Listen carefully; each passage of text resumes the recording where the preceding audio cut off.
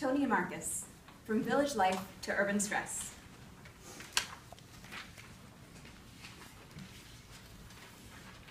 I'm sitting down with my mother.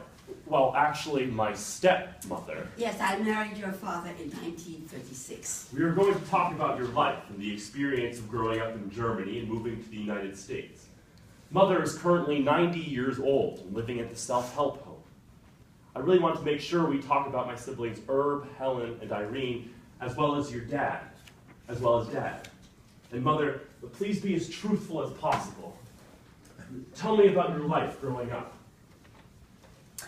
Well, I suppose we should start with my mother, Bertha. She was a tough cookie, the boss. I really admired her so much. To the point I think someone once accused me of worshipping her. She was the oldest of 10 children, so no wonder she was the boss. You and I are related on your mother's Selma side. My other grandfather had a rough life near the end. Under German Jewish tradition, when the oldest son got married, he became the owner of the family's house. That was something of a scandal because Bertha's oldest brother didn't honor that rule. Mother always held that against her brother. And I felt the same, even once we moved to Chicago. Where exactly did you live when you were younger? Where were you born? Oh, in Rhode, like you. My parents rented rooms in a house. We lived upstairs. The owners lived downstairs. People in Germany back then didn't get nervous about sharing a house with 2 families.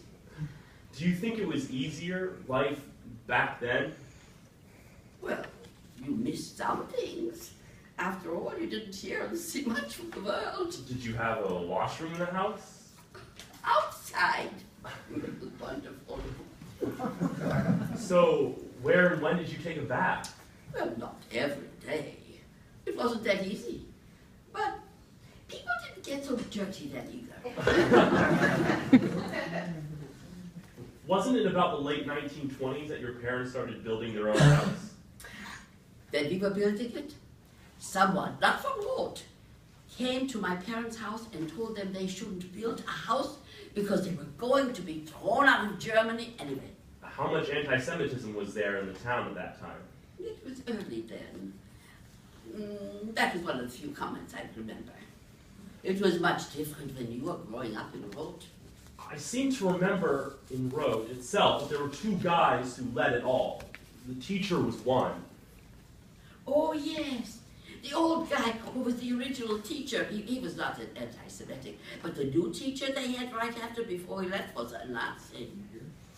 The old teacher was arrested by the Nazis. But Rhode had no priests. That was the big thing. So they didn't have anybody preaching Nazism. Additionally, I recall a few times you were accosted by kids, but they were not from Rhode. It was nothing like in the big cities. Back to your childhood. What work did your father do? He sold dry goods. There were 2 brothers, my father and his older brother. They owned the business together. Do you remember going to school? Yes. When they had religion, the Jewish kids weren't there. We weren't even in the school. It was usually the morning, the first class, and we came late. We didn't have to go. When you were in school, did you play with the other children too, the Gentiles? There were never any problems that you can remember in those early years? I seem to remember the remarks were made, but nothing specific. I've forgotten a lot. Go ahead. Tell me a little something about the life in Rhode when you were young. On Friday night, if no one came over to visit, we went to bed early, and then came the girl who turned off the lights and we went to bed.